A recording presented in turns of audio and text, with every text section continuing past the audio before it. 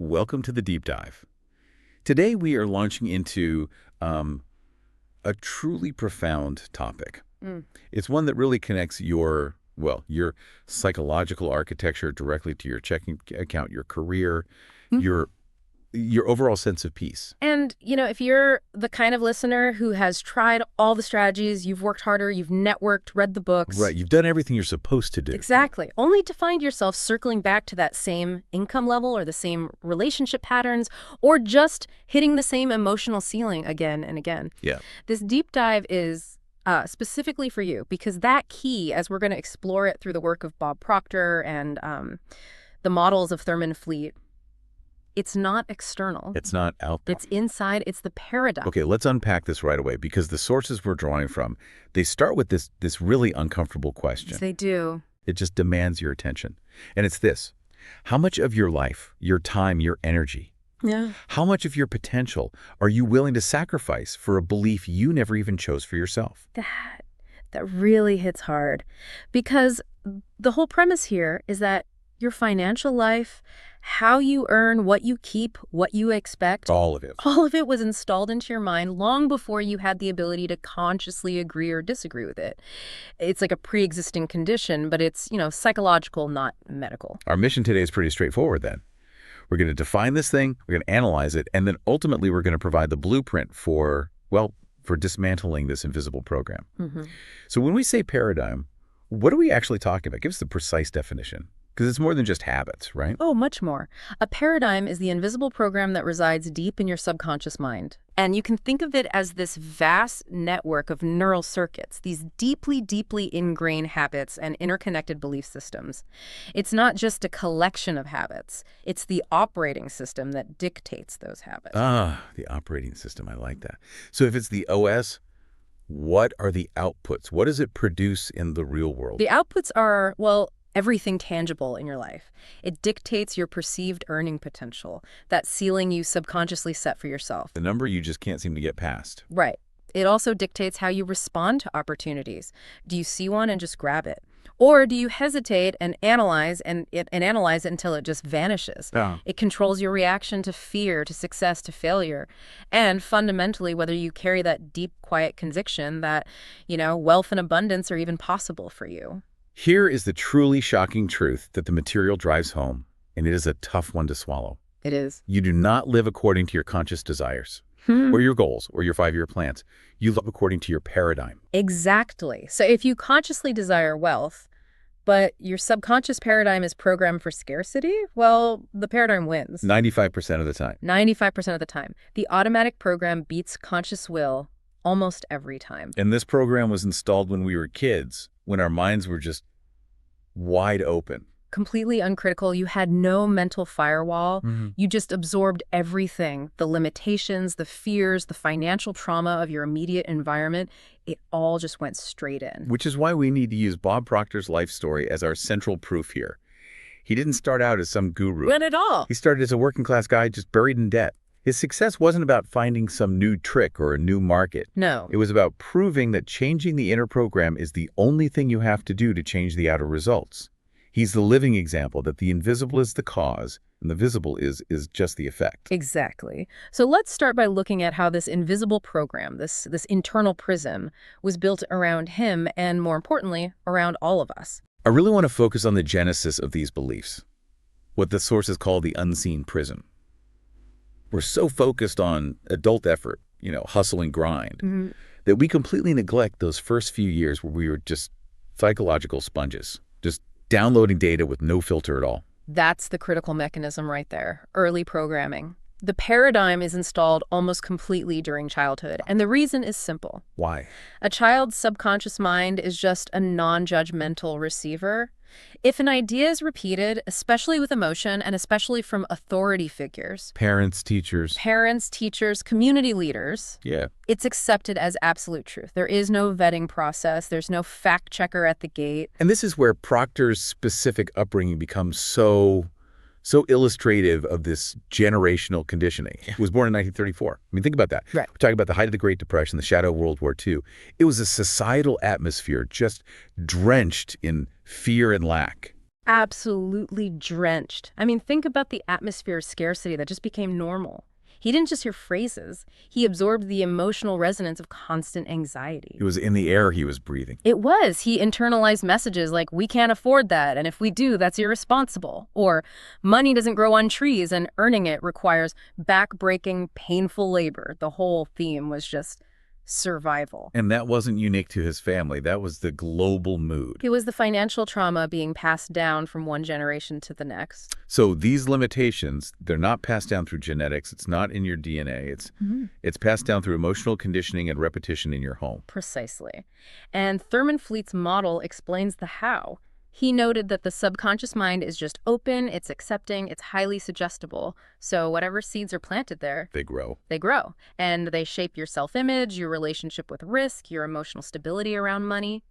If the atmosphere was anxious, you just internalize financial anxiety as your default setting for life. This leads directly to what might be the most dangerous part of it all, the familiarity trap. We feel this fear, this scarcity, this tightness in our chest when we think about big goals or large sums of money, and we just assume, oh, that's me. That's my personality. It's the great deception. These absorbed patterns are not us. They are simply familiar. And the subconscious mind has one mandate, one prime directive above all others, to seek familiarity. So if struggle and debt and chronic low self-worth feel familiar, Then that's what it will create.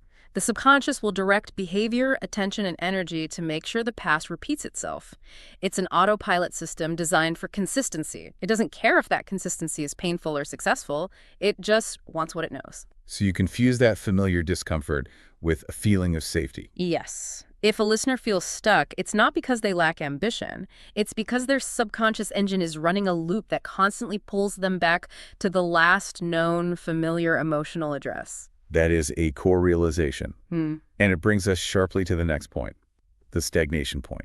Right. This explains why that just work harder mentality is, for most people, a prescription for frustration and eventually just total burnout. It has to be. But I want to challenge that for a second. If I read a new book on investment strategies, and I apply them, isn't that conscious effort? Shouldn't that be enough to override the past? You'd think so, but the sources are pretty definitive on this. Yeah. No. You can work harder, you can earn new degrees, you can read every motivational book on the market, but without addressing the foundational paradigm, the results stay locked. The subconscious, acting like that internal thermostat. The thermostat. It constantly monitors your reality.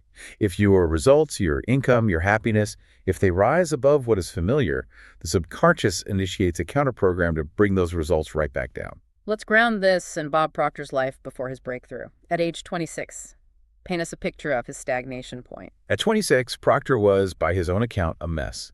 He had almost no formal education, crippling self-doubt, and he was physically and emotionally exhausted. Just worn out. Worn out. He was a firefighter pulling in a meager $4,000 a year.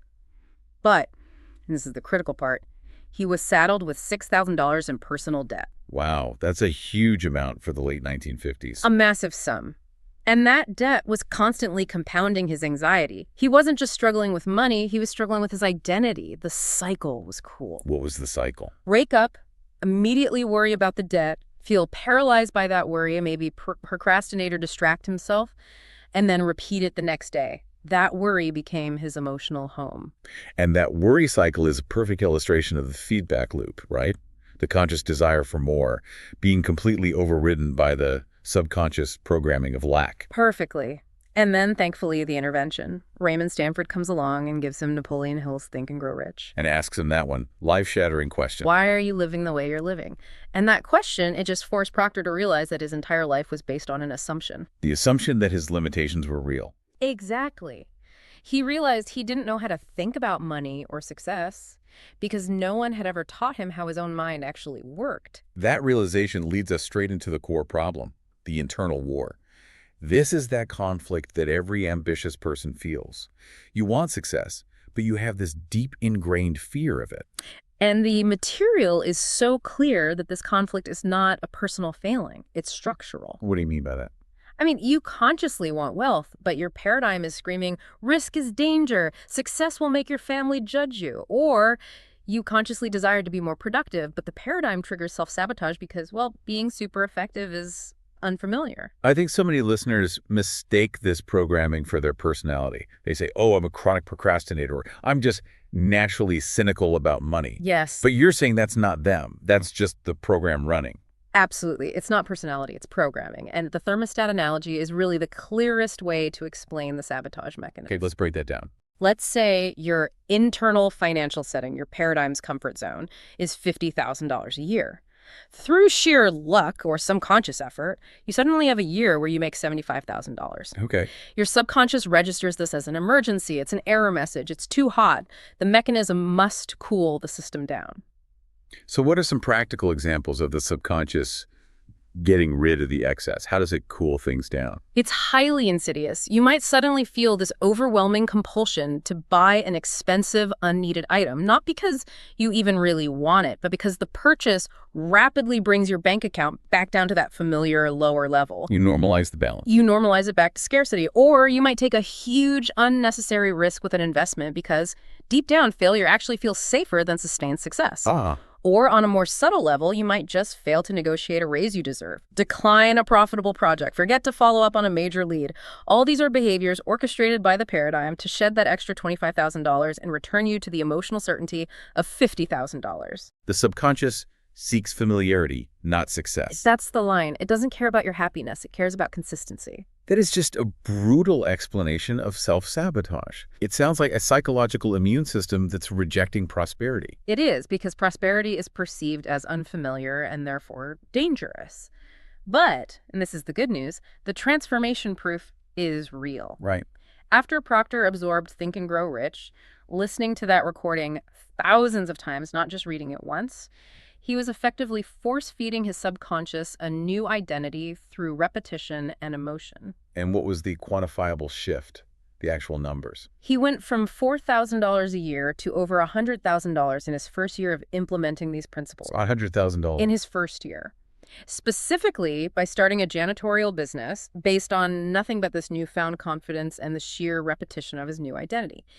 And crucially, he didn't just change what he was doing, he changed who he believed he was. And that's the key. That's everything. Wealth starts with identity, with the paradigm, not with the action. The action just expresses the identity that's already there. That distinction is paramount. Okay, so we've identified the invisible program. We've seen its destructive power. Now, let's peel back the layers and really understand the actual mechanics of the mind that make all this possible. This section, it really relies entirely on Thurman Fleet's structure. He used this simple but incredibly powerful stick figure model. It gives us a map of our own inner territory. Let's define the terrain then, the three parts of you. Okay, so you have the conscious mind. You can picture it as the top half of a circle. This is your thinking mind, the part that receives all the external information. Right. Then you have the subconscious mind, the bottom half of the circle. This is your emotional mind. This is where the paradigm lives. The OS. The OS. And finally, you have the body, which is the physical instrument that expresses whatever dominant ideas are held in the subconscious. And the power dynamic between these parts is, well, it's what we really need to focus on. The power imbalance is the tragic flaw in most human effort. The conscious mind, where your goals and logic and willpower reside, controls maybe 5% of your daily automatic behavior. Only 5%? Maybe. The subconscious mind, where the paradigm is, controls the other 95%. This disparity is why conscious willpower almost always loses to automatic, habitual, emotionally backed patterns. It's a 5% effort trying to fight a 95% program. It's an unfair fight. You're bringing a knife to a gunfight every single time. That really helps explain why New Year's resolutions are basically dead by February. The conscious desire is there for a week or two. But the subconscious momentum is just too strong. The key is to redirect the 95%, not just struggle with the 5%. Okay, so let's look at the part that should be doing the redirecting. The conscious mind. The untrained gatekeeper. Yes. The sources mention 6 extraordinary mental faculties. We need to go into detail here, because these are the tools we all have, but we just forget to use them. These 6 faculties are what distinguish us as human beings.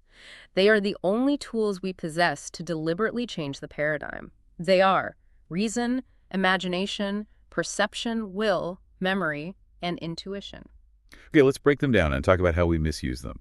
Let's start with reason. Right. Reason is our ability to think, to collect information, to discern truth from falsehood.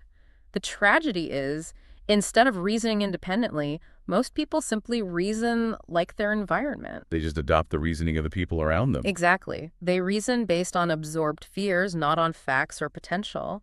They use their immense power of reason to justify why they can't succeed. They look for external evidence, the economy, their lack of education, instead of using reason to find novel solutions. And then there's imagination. We usually think of that as just, daydreaming. Imagination is perhaps the most powerful tool of all because it is the only faculty that allows us to build an entirely new reality within our mind before it exists externally. And the subconscious mind accepts what the imagination vividly impresses upon it.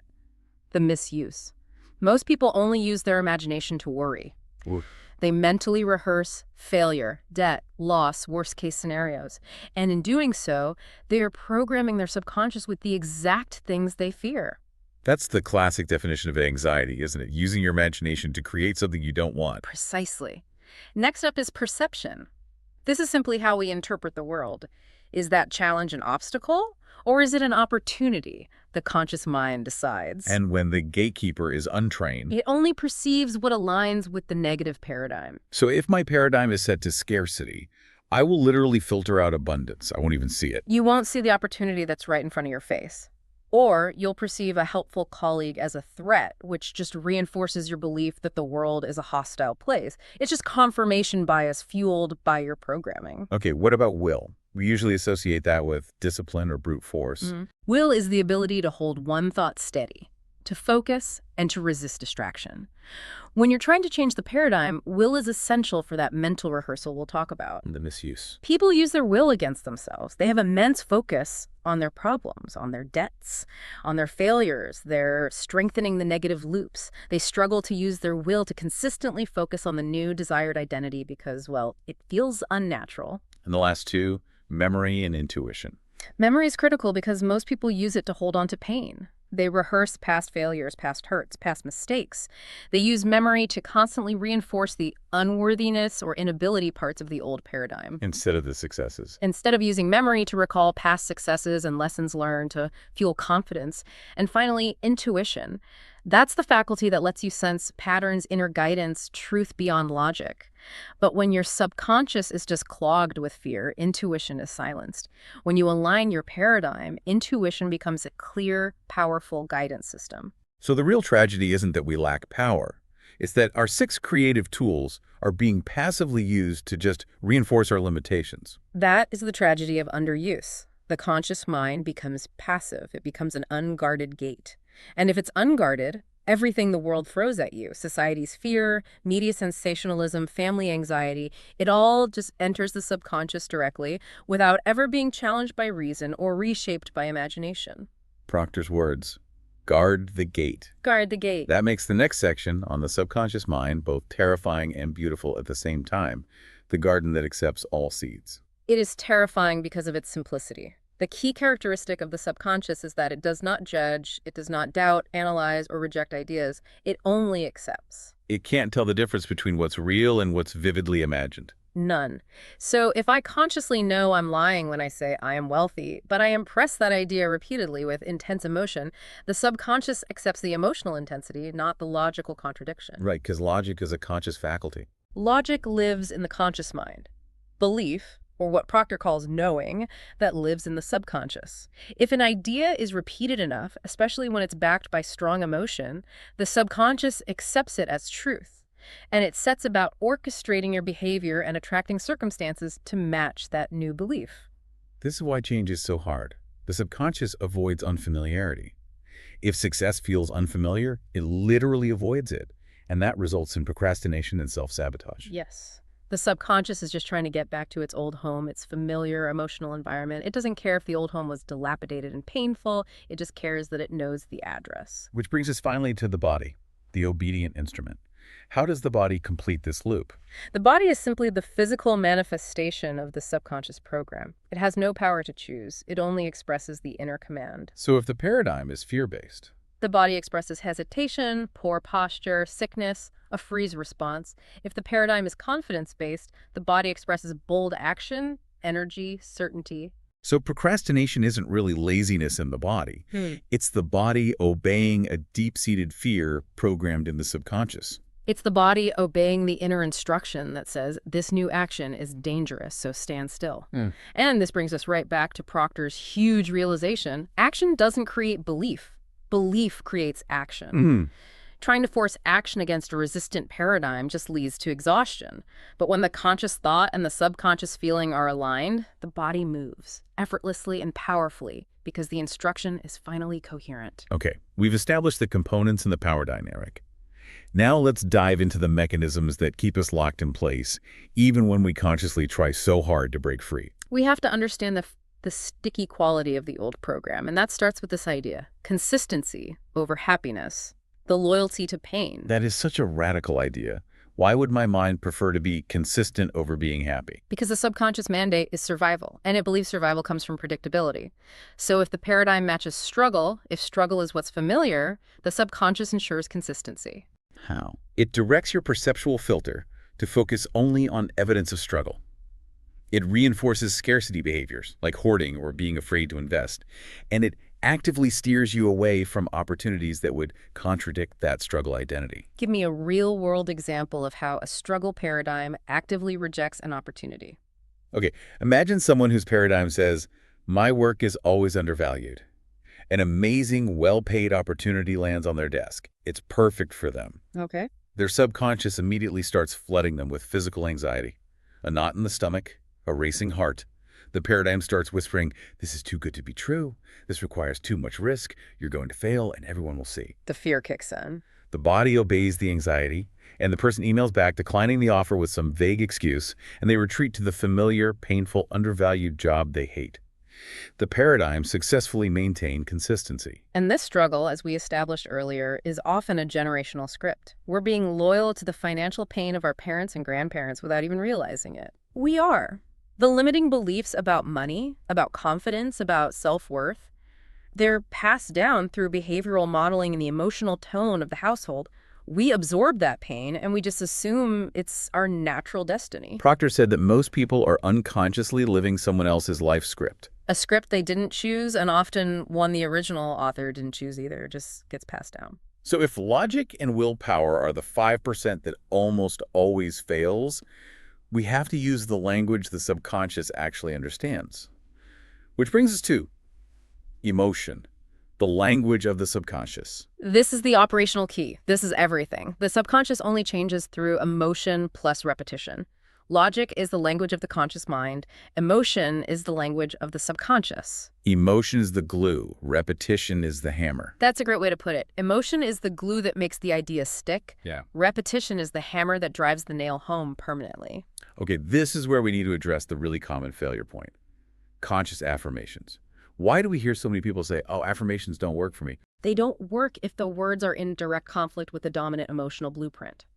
If you're standing in front of a mirror saying, I am wealthy, but your entire emotional memory is screaming fear, debt, and scarcity. The feeling is stronger than the words. The emotional signal is infinitely stronger.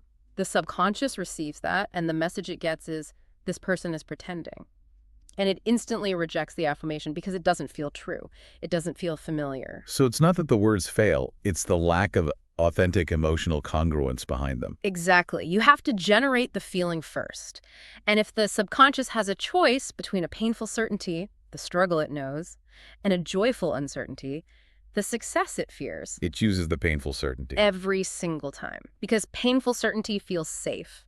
The subconscious prioritizes safety and familiarity way above joy and growth. This deep, deep commitment to the past explains the most dangerous trap of all, the illusion of trying. Trying is the ultimate comfort zone for people who want results but are deep down unwilling to change their identity. What do you mean by that? Within this framework, trying is a conscious effort that has zero meaningful effect on the subconscious. It is the mental treadmill. You're sweating, you're working hard, but your location in reality is completely unchanged. So when someone says, I tried meditation or I tried the affirmations, but they just didn't stick, what actually happened there? They applied conscious 5% effort to an activity that requires deep, sustained, emotional 95% commitment. Motivation is a conscious state. It's short-lived. The subconscious will always pull you back to what's normal. So people fail because they treat it like a hobby. Exactly. They treat paradigm change like something they do for 15 minutes a day instead of treating it as an absolute necessary full-time reprogramming commitment. You're saying that the commitment to that emotional consistency and to repeated imagination is the only bridge between the desire and the result. It is the only bridge that exists. The subconscious must accept the new idea as the new dominant emotional home. If you don't commit to that emotional repetition, you are just trying. And trying is a guarantee of stagnation because the 95% program remains intact. And the old programming doesn't just politely retreat. Not at all. It must be actively replaced and overwhelmed by a stronger, more familiar new program. Okay, we established the gravity of the problem, the mechanism of the trap. We have to provide the practical solution now. For the listener who is ready to commit, what is the blueprint for escape? This blueprint, it's a methodical 5-step process, and it leverages the mind's architecture we just discussed. It is about replacement, not about negotiation with the old self. And step one is the starting gun, awareness, seeing the program running. Awareness is the first crack in the prison wall. It's that moment of rupture where you finally realize this persistent feeling of self-doubt, this fear of making a sales call, this inability to finish a project. This is not me. This is conditioning. You separate yourself from the behavior. You do. You recognize that these are just programming loops, not character flaws. So how does a listener practically identify these loops? What are the immediate red flags they should be looking for? Look for the subtle signals. Do you feel undeserving or guilty when success arrives? Do you expect struggle even when things are going well? Do you feel guilt when you spend money on yourself? Or do you notice a repetitive pattern of procrastination right before a major breakthrough? These are the telltale signs that the old program is running. Once you see the pattern, you can stop blaming yourself. And you gain the distance you need to observe it, rather than just participate in it. Once we've seen the prison walls, we realize we aren't the walls. We're the person inside. And that leads to step two, choice, deciding who you become. This is the most crucial, immediate step after awareness. Identity is not found. It is formed by a decision. You must decide who the future, wealthy, confident, capable version of you is. Not what you want to do, but who you want to be. Yes, exactly. So instead of saying, I want to earn X amount of money, you have to decide, I am the type of person who easily and consistently earns X amount of money. You anchor the result to the identity. You have to. Transformation starts with identity alignment. Action without identity alignment will always fail. The identity creates the behavior, which then creates the result. You have to install the new identity first. The external results are just the proof of the inner transformation. Now we get to the core mechanism, the part that is so often misunderstood. Step three, emotional imprinting. How do we bypass that conscious gatekeeper and impress the new identity onto the 95%? This is the core rule. You must generate the feeling of the new identity right now, not the hope for the feeling or the anticipation of it, but the actual physical, emotional vibration of the confident, abundant self practiced in the present tense. I can hear a lot of skepticism here. Isn't this just fake it till you make it, which we already established fails because the subconscious rejects the lie? That is an excellent distinction. Faking it is a conscious behavioral effort. You're acting outwardly confident while you're internally screaming with doubt. Right. Emotional imprinting is an internal emotional effort. You are not trying to fool the world. You are intentionally leveraging the power of mental rehearsal to impress your own subconscious. Explain mental rehearsal for us. Mental rehearsal is the technique used by elite athletes, surgeons, performers, everyone at the top of their game.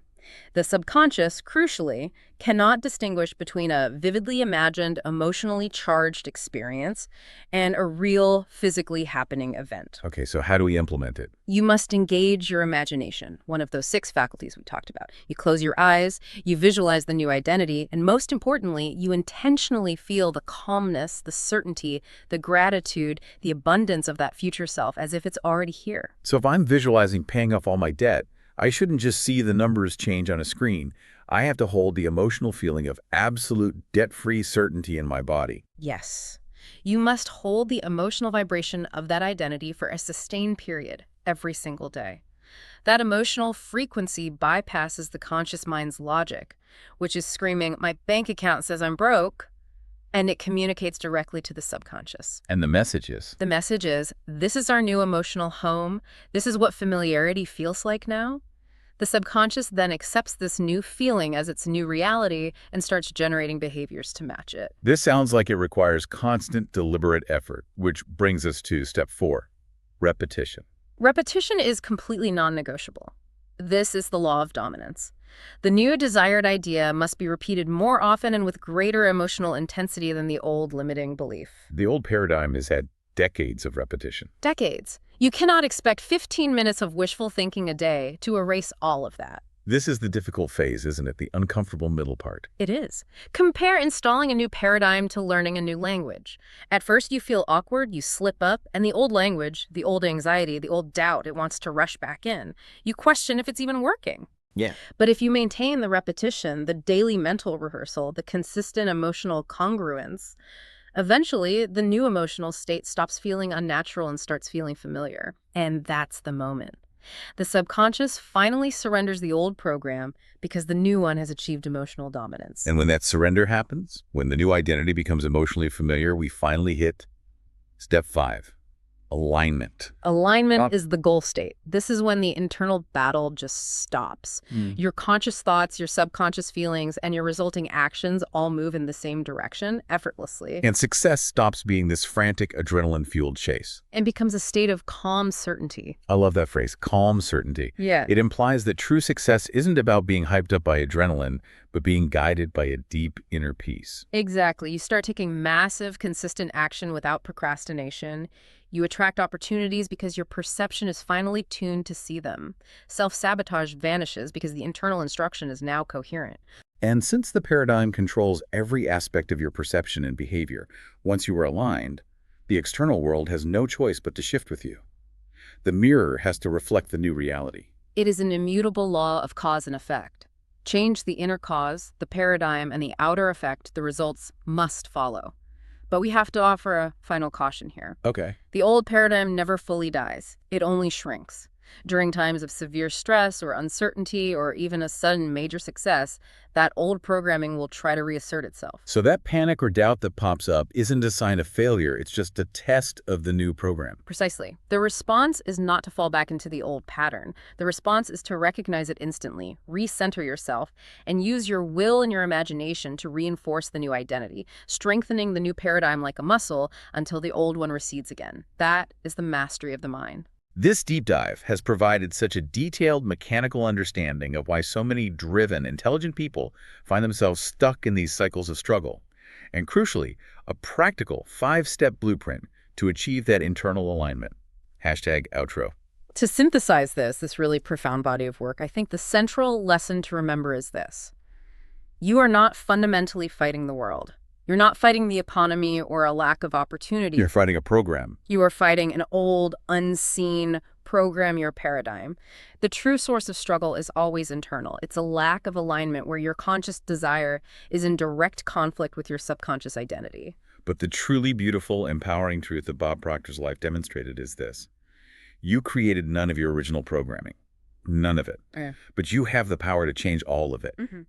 Transformation is simply the process of achieving that coherence between the person you desire to be and the identity you emotionally imprint into your subconscious. We covered an immense amount of depth today, really detailing the mechanics of the mind. So before we close, we want to leave you with a final provocative thought to really activate that awareness. You need to start step 1. Right. Since the subconscious desperately resists uncertainty and prefers what is known, even if what is known is painful. We want you to identify one area in your life right now. It could be financial consistency, relational vulnerability, professional confidence, where you are currently, unconsciously, choosing painful certainty over joyful uncertainty.